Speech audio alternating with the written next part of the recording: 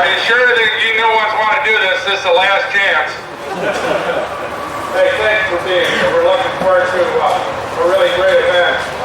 21 times. And I think I look across the audience here and I see a lot of you people have been here longer than you should have been. I wonder about some of your senses and brains. I mean, I've done it, but some of you people need help. I mean, you're coming back here 16, 17 times, and I'm not sure whether that's professionally acceptable. But anyway, we're delighted to have you here.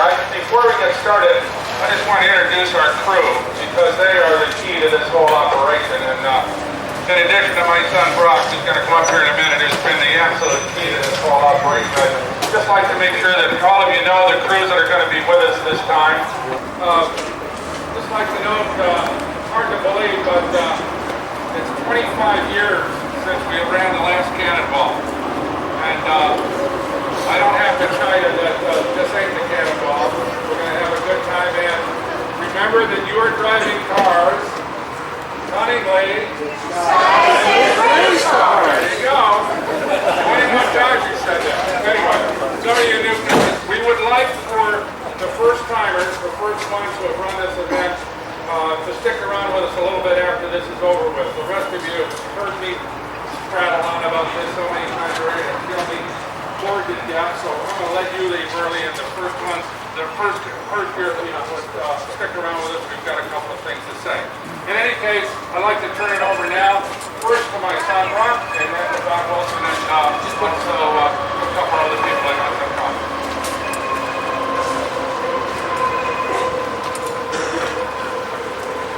Morning. Just a couple minutes. I know what day it is. Still. The other thing, I screwed up the route book. Some of you may know. Not badly, there's no misspellings. And I don't know how bad the root notes are yet. I'll find out if we ask for it.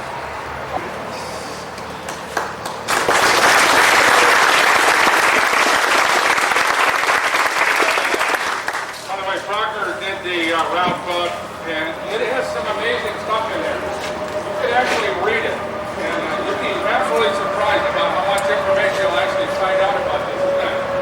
Maybe some people get 3 or 4 days into the event before they start to read it, but I would suggest if you have a good look at it, you might even find some useful information about the racetracks that you're going to go to, but that's up to you. We gather on it and hope for the best. We're going to, at this point, all you can stay if you want to, but I particularly like to make some remarks to the first year folks. One other question. Any of you people on the Atkins with a South Beach diet? Forget it. Hard trip, guys. So, I want to talk a little bit about the highway part of it. We kind of like to think that we're going out there and we're going to run around like a bunch of cannonballers, but it ain't true. You can't do that anymore. You can try it if you want to, but believe me, you're going to get a bullet real fast because you can't beat lasers, you can't beat the truckers. They will start to talk, and we laughed about me and this cliche I keep picking out here every year, that we are cunningly disguised as race cars. But we're about as visible. We might as well have our hair on fire driving down the highway as one of these cars you're in. Everybody sees them. Those guys out there chatter about them all the time. If you have CPs, you'll understand that. So if you sail past them, especially in a group, they will talk, the cops will know, and the next thing you know, you're toast. And that's what happens. And I'm telling you, you can do it. You'll all start to run in groups, and it's all kind of chummy and fun to chatter on the CB. But I've said repeatedly, I ran 5 cannonballs, and I was never arrested in it. And I crossed the country in under 36 hours, so I know what I'm talking about. The secret is to run silent, run deep, just like the submarine. Stay alone, stay with it, somewhere around the speed limit, about 75, 85, whatever it is. You don't have to, Rocker set this thing up so you do not have to run 100 miles an hour to get to the next racetrack. We'll give you enough time to get a little rest. So, tell me, I don't care. You can do what you want. You can go out there and run 110 miles an hour. But don't whine about it that you don't get to the next track on time, that your ass is in jail, And we'll tell you, and we have also put in the route book, if we see you behaving like an idiot on a highway, we will throw you out of the event. If you embarrass the rest of the people out here, because you are representing not only motorsport, which you all love, which we all love, or else we wouldn't be here. So we're representing our sport out there in that interstate. More than that, you're representing this event and you're representing your fellow competitors. So if you behave like an idiot, you're going to hurt the rest of your teammates, the rest of your friends. So for God's sake, we've given you a lot of time, and I'm the worst guy to tell you that you shouldn't be going fast on the highway because I'm a sinner of the 10th order. But in this event, the secret plan is to run steady, run at good high speed, to get there and to be able to be rested. And also the other thing, and I know Brock wants to tell you a couple things too, you're going to get tired, especially two of you are going to get tired. It's just part of this event. And fatigue can play a major role in how well you drive. Don't try to be a hero. Don't say, well, George, I'm going to drive 3 hours, you're going to drive 3 hours, you're going to drive 2.5 hours, and then you're wrecked. Tell your buddy, don't try to fake it for the next 30 minutes, because what you're going to do, he'll probably be aware of what, we know this. People will start to get tired. The co-driver will be uncomfortable if he's trying to get some rest because he realizes the car's not behaving like it should. He's awake, then everybody's tired. So if you got, even if you got to stop, just pull over on the side of the road and take 10, 15 minutes. It'll work. Believe me, it'll work. But don't, for God's sake, try to hurry through to the end of your shift if you're shot and exhausted. Stop, get out of the car, because this is a long event, and if any of you have ever done some really long, hard, long-distance driving, you're going to do it in the next 3 or 4 days. So anyway, that's my only advice. For God's sake, kids, be careful, use your heads, don't go to cops, because they know where we are. As Brocker told you, the highway patrols have been announced. You're running around out there in cars that couldn't be more business.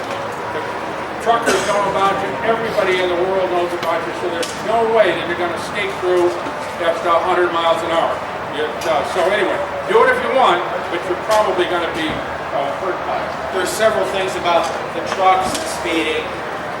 If you run 100, you're going to spend 3 hours by the side of the highway explaining to the nice officer why you did that. If you run something more sensible, you'll make up that time many times over.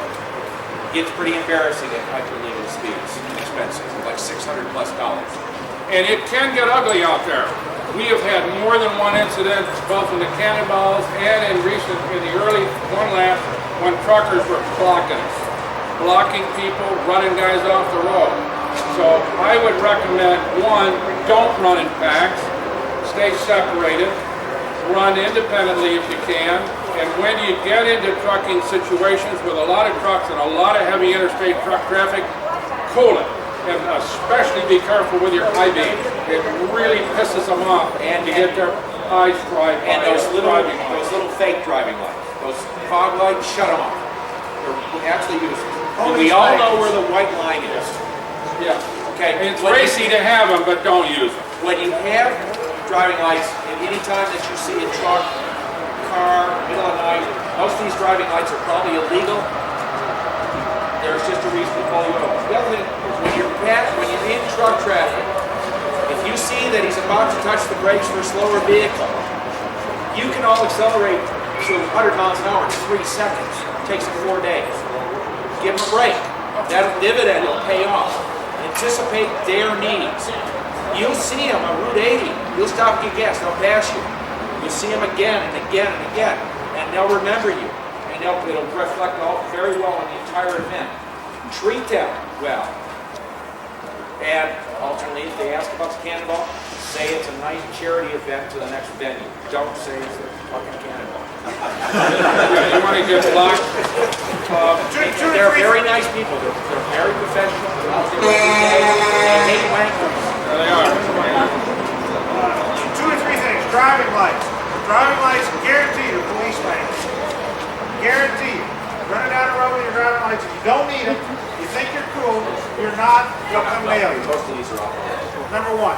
Number 2, when 2 years ago when we ran this event, we came through Arizona and came through New Mexico and Albuquerque. We were 1 day behind the guys in the gumball rally. The police know we were coming. They didn't know the gumball rally guys were coming. They set up a traffic stop, they set up a ticket area, and they set up a kangaroo court, right? In downtown Albuquerque, and collected $30,000 in one night from the gumball guys. All 100 of our guys went through the entire state of New Mexico without one single ticket because they're doing what he was saying. They're running silent, running deep, running quiet, not making a lot of noise. Police know we're here. Third thing, you're going to laugh at what I'm going to tell you right now, but come Tuesday morning, you come back and tell me I'm wrong. Monday night, you will hate your co-driver, you will hate your other co-driver, you will hate your mother, you will hate your dog, you'll hate Brock, you'll hate me, you'll hate everybody. It happens to everybody. Monday night is a horrible, horrible night. So just be aware that it's going to happen to you. You're going to be in a bad mood. You're going to be in a really pissy bad mood. So don't take it personally. It happens to everybody. If it starts happening, stop, take a nap, get a candy bar, do something else. But it is going to happen. If it doesn't happen, you're going to be the first if you come and tell me on Tuesday that it didn't. Plus the fact, by Wednesday, I already hate him. Already. I hated him for 20 years. You're going to get into a zone, and you're going to start to get into this rhythm where it's all going to work. True fact. And by Saturday, you're going to say, "What the hell? Let's go around one more time." Guarantee you. You'll get into it, and it'll be easy and fun. But the first couple of nights are going to be an adjustment period. By the way, we've got Ron Wedford here who wrote Interstate Secrets, and he's got a couple of things in terms of fatigue that might be very, very valuable. Just real quickly, there's an exercise that everybody understands. Right brain controls left side of the body, vice versa, right? If you really get tired, pull to the side. There's a quick exercise that you can do that will literally wake up your brain. It's basically just a cross crawl movement, but then you can do that fast. And I'm telling you, it will wake up your system. Because you'll get dull, and that will wake you up, by the way. So you might try it. If I did that, I'd wake up all of Kansas. It would be ugly. If you had a knee replacement, don't do that. That and a bottle of wild turkey and probably some chocolate bar. The other thing is, if you talk to the guys that have won this thing, and the veterans, Ron D. and Brian Smith, and some of the professionals, they will tell you that this is an 8/10 event. This is not a 10/10 event.